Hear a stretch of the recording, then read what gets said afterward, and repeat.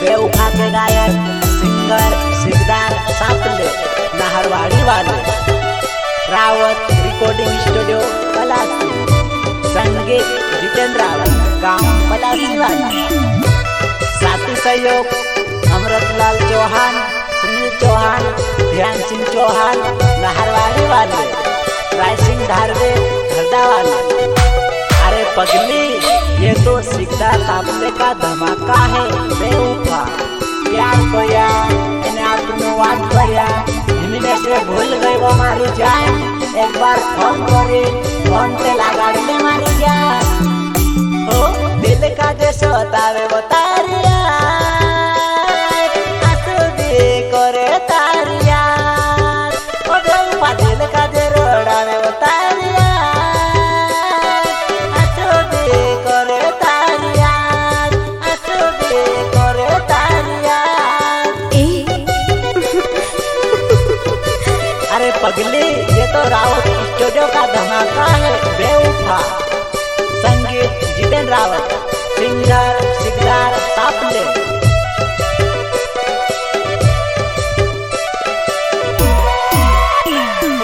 दिल का जैसे बतावे वो तारिया आंसू दे करे तारिया ओ बेवफा दिल का जे रोड़ावे वो तारिया करे तारिया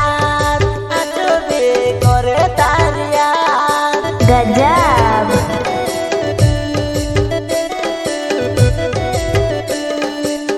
तारा प्यार मा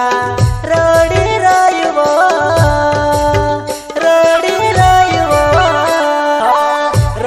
रोड़ावी ने में से तू छोड़ दे दीवो तू छोड़ दे दीवो।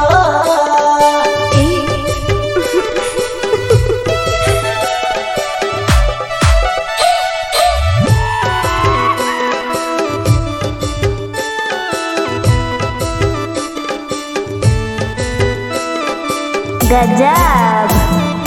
मौसम खाइलम वो तारा प्यार मा कभी नहीं आओ तारा गाँव मा मौसम खाइलम वो तारा प्यार मा कभी नहीं आओ तारा गाँव मा कभी नहीं आओ तारा गाँव मा प्यार को रावण छोड़ दे दियो निकल सामने बेवो हमारी जवाना प्यार को रावण छोड़ दे दियो निकल सामने बेवो हमारी जवाना निकल सामने बेवो हमारी जवाना। अच्छा अच्छा हो दिल का जैसे बतावे वो तारिया आंसू दे करे तारिया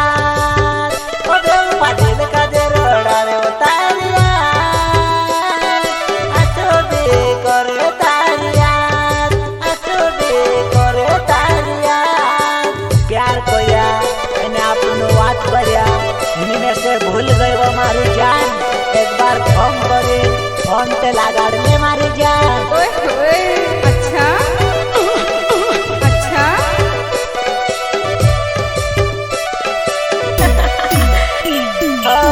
सिकदार सापवे नावे नारवाड़ी गावे छे नारवाड़ी गावे छे तारा प्यार मावे से गमतन जवाना गमतन जवाना। गजब अच्छा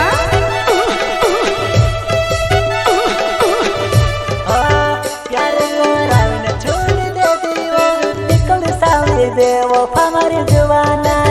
प्यार को रावण छोड़ दे दियो निकल सामने बेवो हमारी जवाना निकल सामने बेवो हमारी जवाना।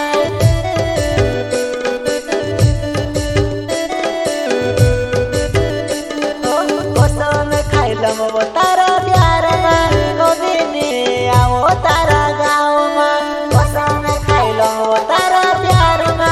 कभी नहीं आओ तारा गाँव मा कभी नहीं आओ तारा गाँव मा।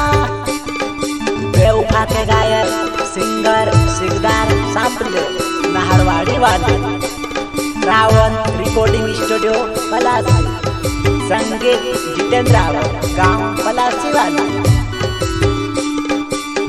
हमें आवे वो मारे फोने लगाड़ी ने बात कर ले जी फोने लगाड़ी ने बात कर ले जी हमें आवे वो मारे फोने लगाड़ी ने बात कर ले जी फोने लगाड़ी ने बात कर ले जी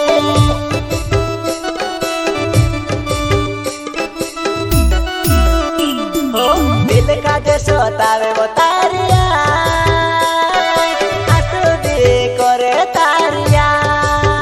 ओ डोंपा दिल का जो रोड़ावे वो तारिया आंसू दे करे तारिया आंसू दे करे तारिया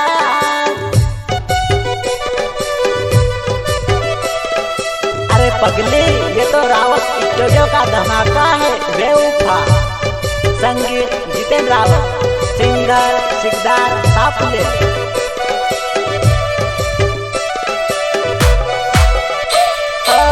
सिकदार सापवे नावे नारवाड़ी